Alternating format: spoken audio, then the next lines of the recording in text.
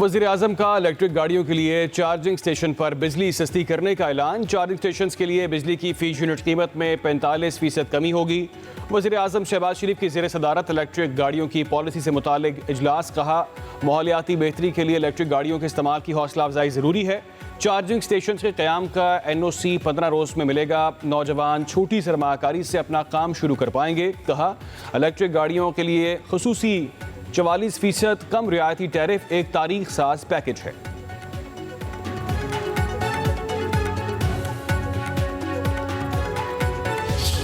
हम बशमूल टैक्सेस इस वक्त इन चार्जिंग स्टेशंस को 71 रुपए 10 पैसे का टैरिफ दे रहे थे। जो डिस्ट्रीब्यूशन कंपनी उनको चार्ज करती थी उसको रिड्यूस करके तकरीबन 45% कमी करके हम आज 39 रुपए और 70 पैसे का टैरिफ आज का ऐलान कर रहे हैं। विफाकी वज़ीर तवानाई अवैस लगारी कहते हैं, चार्जिंग स्टेशंस को सस्ते बिजली से इलेक्ट्रिक गाड़ियों का रुझान तेज होगा। गली मोहल्लों में चार्जिंग स्टेशंस खुल सकेंगे।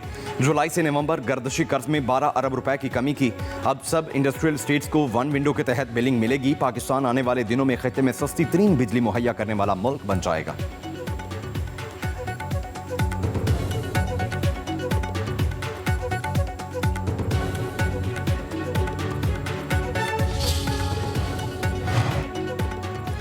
सियासत में इंतकाम का तासुर ठीक नहीं। सियासतदानों के गलत रवैयों से पार्लियामेंट बेमानी हो चुकी। मौलाना फजलुर रहमान की लाहौर में प्रेस कॉन्फ्रेंस। कहा, गुज़श्ता 2 इंतखाबात पर आवाम ने एतमाद नहीं किया। मुल्क में धांधली से पाक इलेक्शन की ज़रूरत है। सियासतदान हों इसलिए हमेशा मुज़ाकरात का हामी रहा। सियासतदानों को जेलों में नहीं होना चाहिए। मैं नवाज शरीफ और मरियम को जेल भेजने की भी मुखालिफत करता रहा हूँ। मौलाना ने कहा, मुझे PTI के मुतालबात का इल्म नहीं। माजी में जो कुछ भी हुआ उसके खिलाफ हैं। ट्रंप को अपने दिमाग पर सवार करने की क्या जरूरत है? हमारे सामने अपने मुल्क की सलामती का सवाल है।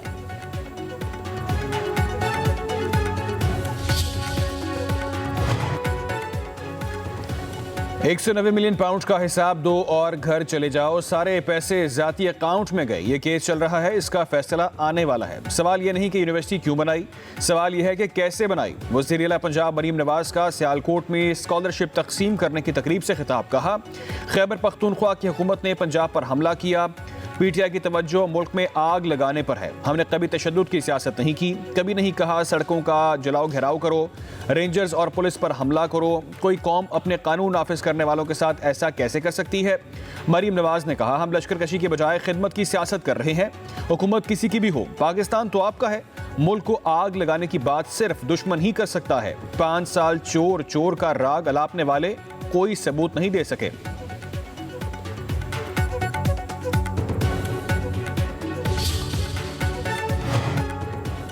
अमेरिका के नामुंतखब सदर डोनाल्ड ट्रंप की तकरीब हल्फ बर्दारी में शिरकत के लिए बिलावल भुट्टो जरदारी को दावतनामा मौसूल हो गया।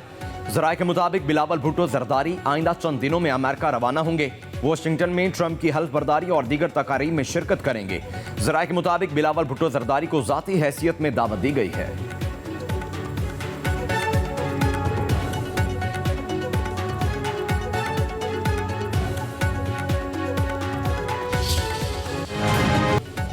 APS हमले के वक्त आर्मी एक्ट मौजूद था। गठजोड़ और आर्मी एक्ट के होते हुए भी फौजी अदालत में ट्रायल क्यों नहीं हुआ?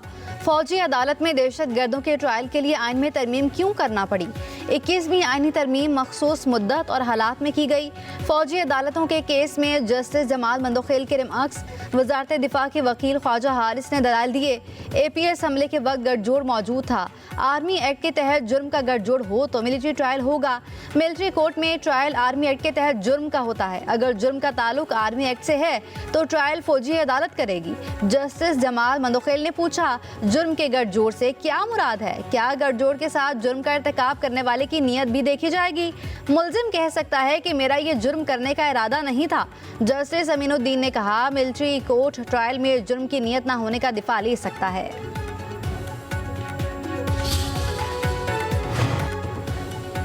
फौजी अदालतों के केस की समाअत के दौरान रजा रबानी के आंसुओं का तस्करा। जस्टिस हसन अजहर ने कहा, सेनेट के साबिक चेयरमैन रजा रबानी 21वीं तरमीम को वोट देकर रोए थे। साबिक चेयरमैन सेनेट के आंसू भी तारीख का हिस्सा हैं। जस्टिस जमाल मंदोखेल ने कहा, वोट ना देते तो ज़्यादा से ज़्यादा सीट चली जाती। रज़ा रबानी के 18वीं तरमीम के लिए बहुत खिदमात हैं। रज़ा रबानी बासूल आदमी है, उनका वोट देकर रोना समझ आता है। जस्टिस मोहम्मद अली मजहर ने रिमार्क्स दिए, वोट देने के बाद 2 साल तक वो नाराज़ भी रहे थे। वज़ारत दिफा के वकील ख्वाजा हारिस ने कहा, उनके रोने की शायद वजह ये नहीं थी।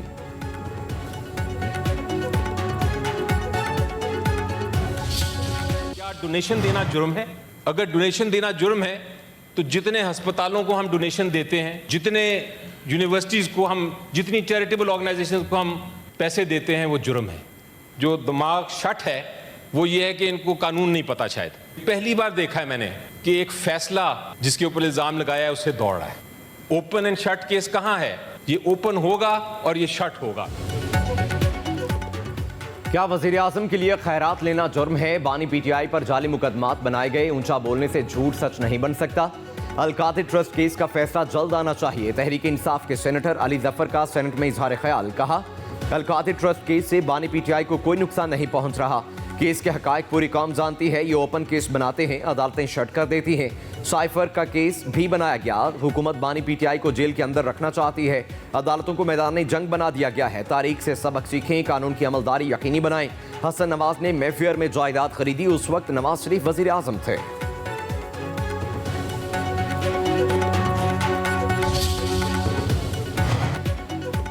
हुकूमत और अपोजिशन के मुज़ाकरात का तीसरा दौर कल होगा। स्पीकर अयाज सादिक हुकूमत और पीटीआई की मुज़ाकराती कमेटियों के इजलास की सदारत करेंगे। वज़ीर आज़म शहबाज शरीफ से स्पीकर कौमी असम्बली से मुलाकात, पीटीआई के साथ मुज़ाकरात, चीफ इलेक्शन कमिश्नर और मेंबरान की रिटायरमेंट, अपोजिशन लीडर के खत के मामले पर गौर।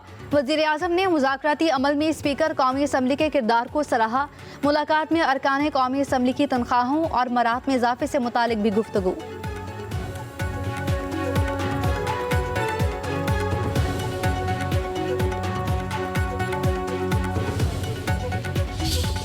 अपने मुतालिबात इन राइटिंग देंगे। हम तवक्को करते हैं कि हुकूमत इस पे संजीदगी के साथ गौर करेगी। खान साहब के खिलाफ जितने केसेस बनवा सकते थे वो बनाए गए। आई थिंक टाइम इज़ अब। एक चीज़ ऑन द रिकॉर्ड है, खान साहब ने कोई गलत नहीं किया, खान साहब ने कोई जुर्म नहीं किया। वो सियासी कैदी और सियासी कैदी की रिहाई अब होनी चाहिए।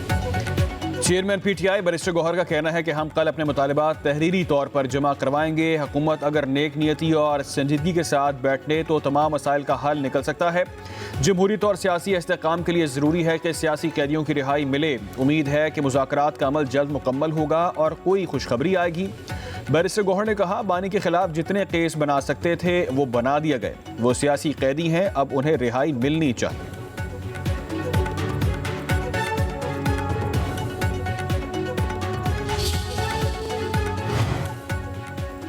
वज़ीर आज़म के मुशीर राना सनाउल्लाह ने तहरीक इंसाफ से सियासी कैदियों की फहरिस्त मांग ली। कहते हैं, पीटीआई वाले किन लोगों को सियासी कैदी समझते हैं? क्या उन लोगों का स्टेटस सियासी कैदी का है या उन्होंने कोई और जुर्म किया है? ये सारी चीज़ें ऐसी हैं जिनके लिए वक्त लग सकता है। जब पीटीआई तहरीरी मुतालिबात पेश करेगी तो हम पार्टी और इत्तेहादियों के पास लेकर जाएंगे। उम्मीद है पीटीआई कल जुडिशल कमीशन से मुतालिक अपनी शराइत बताएगी।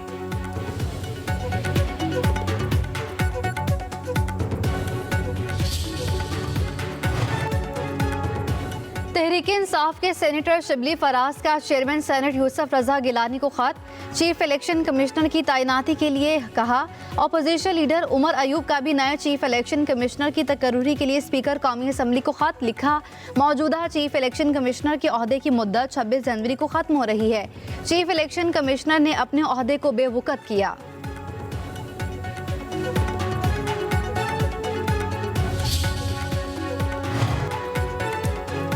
लाहौर में मुस्लिम लीग नून का दफ्तर जलाने के मुकदमे में अहम पेशरफ्त। इंसदादे दहशतगर्दी की अदालत ने पीटीआई रहनुमाओं डॉक्टर यास्मीन राशिद, एजाज चौधरी समेत दीगर मुल्जिमान पर फर्द जुर्म आयद कर दी। मुल्जिमान ने सेहत जुर्म से इनकार किया। अदालत ने अगली तारीख पर प्रोसिक्यूशन से गवाहान को तलब कर लिया। अदालत ने केस की समाअत 23 जनवरी तक मुलतवी कर दी।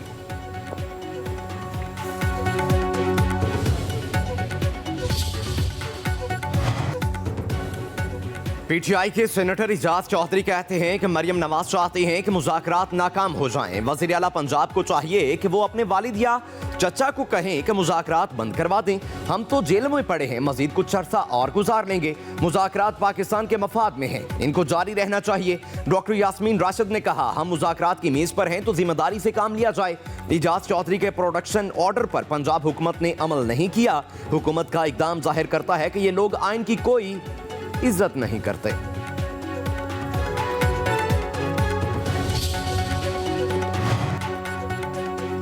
वज़ीर-ए-आज़म शहबाज शरीफ 11 से 13 फरवरी को मुत्तहिदा अरब अमारात का दौरा करेंगे। सदर शेख मोहम्मद बिन जायद अल नहयान और वज़ीर-ए-आज़म शेख मोहम्मद बिन राशिद अल मकतूम से मुलाकात करेंगे। दुबई में वर्ल्ड गवर्नमेंट समिट में शिरकत शेड्यूल। सरबराह इजलास के मौके पर बांग्लादेश के chief adviser doctor Mohammad Yunus से भी मुलाकात करेंगे। सरबराह इजलास में इंडोनेशिया, मालदीव समेत दीगर सदूर शिरकत करेंगे। ये वज़ीर-ए-आज़म शहबाज शरीफ का रवां साल का पहला बैरून मुल्क दौरा होगा।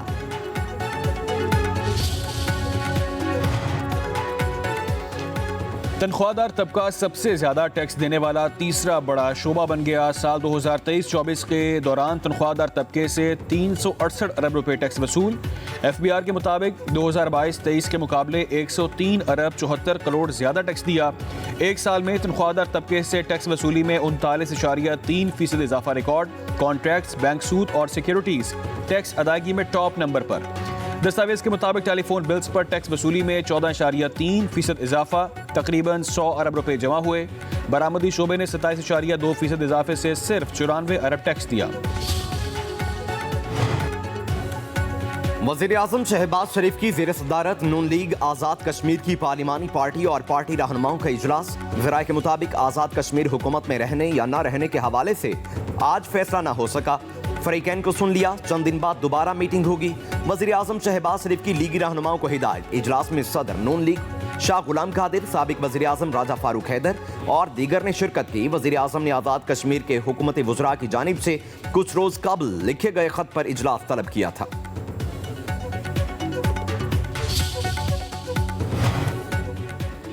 इंसानी स्मगलिंग के खात्मे के लिए तमाम इदारे फ़ाल किरदार अदा करेंगे। वज़ीर-ए-आज़म शहबाज शरीफ की इंसानी स्मगलिंग के खात्मे के लिए जायज़ा इजलास में गुफ्तगू। कहा, इंसानी स्मगलिंग का मकरू धंधा चलाकर मुल्क की साख को नुकसान पहुँचाने वालों के खिलाफ इंतहाई सख्त कानूनी कार्रवाई की जाएगी। हवाई अड्डों पर बैरून मुल्क सफ़र करने वालों की स्क्रीनिंग का मायारी निज़ाम कायम किया जाए। वज़ीर-ए-आज़म की FIA में अफरादी कुव्वत की कमी को फौरी तौर पर पूरा करने की हिदायत। इजलास में ब्रीफिंग के दौरान बताया गया कि जून 2023 और दिसंबर 2024 के इंसानी स्मगलिंग के वाक़यात में मुतादिद स्मगलर्स को गिरफ्तार किया जा चुका। मुतादिद सहूलतकार सरकारी एहलकार बरतरफ हो चुके हैं और कई तादीबी कार्रवाई का सामना भी कर रहे हैं। इंसानी स्मगलर्स के 500 मिलियन रुपए से ज़ायद के असासे जब्त हो चुके और मजीद जब्त करने का अमल तेजी से जारी है।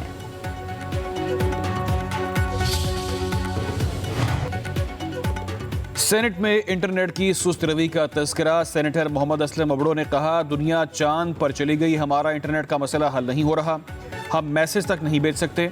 वज़ीर मुमलिकत शिजा फातिमा ने कहा, इंटरनेट की स्पीड बेहतर हो रही है, पाकिस्तान को दुनिया की सबसे बड़ी केबल के साथ मुंसलिक किया जा रहा है। PTA इंटरनेट की स्पीड देखता है। इंटरनेट के ज़्यादा इशू मोबाइल ब्रॉडबैंड में हुए। जुलाई से नवंबर तक 33% IT एक्सपोर्ट में इजाफा हुआ।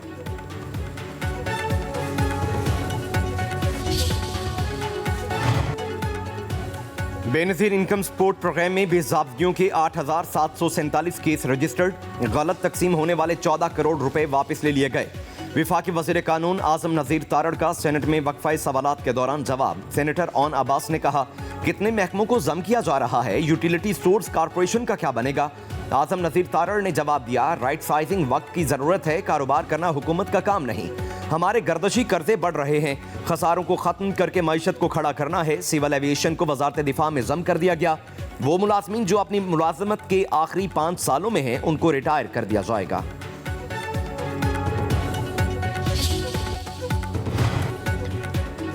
पंजाब की वज़ीर इत्तलात अज़मा बुखारी का कहना है कि जालिमों ने माँ और बच्चे की सेहत पर खर्च होने वाले फंड्स को भी नहीं बख्शा। करप्शन के खिलाफ जिहाद का ऐलान करने वाले अली अमीन गंडापुर की नाक के नीचे से 799 मिलियन गायब हो गए। इससे कबल मसाजिद के आइमा कराम के नाम पर 70 करोड़ के फंड्स गायब किए गए। ये तमाम पैसा सोशल मीडिया पर पाकिस्तान और इदारों के खिलाफ मुहिम चलाने वाले ब्रिगेड सेल को दिया जाता है। विफाक के दिए फंड्स पश्तूनों की बजाय फौज मुखालिफ प्रोपेगेंडे करने वालों को बांटे जा रहे हैं।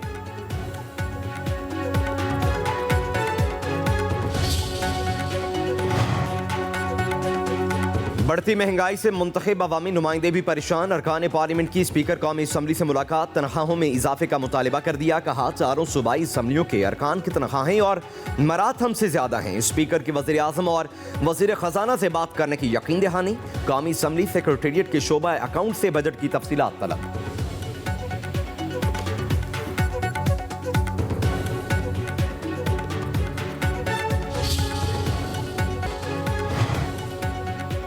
वफाकी हुकूमत बिजली चोरी रोकने के लिए इन एक्शन। लेस्को में ISI, MI और रेंजर्स पर मुश्तमिल डिस्को स्पोर्ट यूनिट कायम। Chief executive LESCO engineer Shahid Haider sport unit के डायरेक्टर, जबकि sector commander civil armed force शरीक डायरेक्टर होंगे।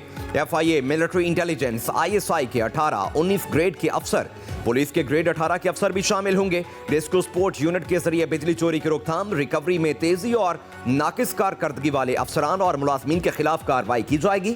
Chief executive LESCO engineer Shahid Haider का कहना है बिजली चोरी रोकने और वसूलियों में तेजी लाने के लिए इनकी रेंजर्स हुकाम के साथ मीटिंग हो चुकी है।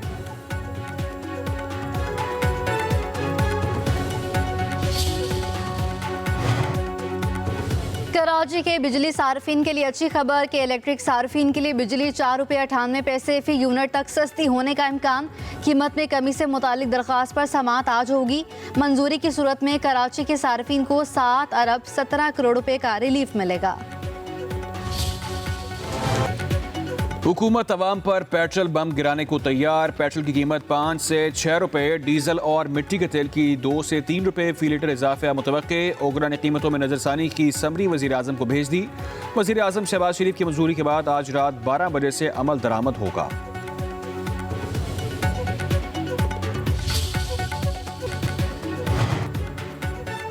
जिसका ताल्लुक MQM से होगा तो क्या उसे गायब कर देंगे? सिंध हाई कोर्ट के जस्टिस सलाहुद्दीन के लापता कारकुन की बाजियाबी केस में रिमार्क्स। दरख्वास्त गुजार ने मौक़िफ़ इख्तियार किया कि भाई मोहम्मद यूसुफ 2017 से थाना साइट B की हदूद से लापता है, वो कैसे खुद गायब हो सकता है? अदालत ने इस्तिफसार किया लापता शहरी कहाँ है, उसकी बाजियाबी के लिए अब तक क्या कार्रवाई हुई है, उसके खिलाफ कोई मुकदमा दर्ज है, शहरी का ताल्लुक किसी सियासी पार्टी से था? तफ्तीशी अफसर ने कहा लापता शहरी का ताल्लुक MQM से था। अदालत का लापता शहरी की बाजियाबी के लिए मौसर इकदाम करने का हुक्म। जिंदाबाद।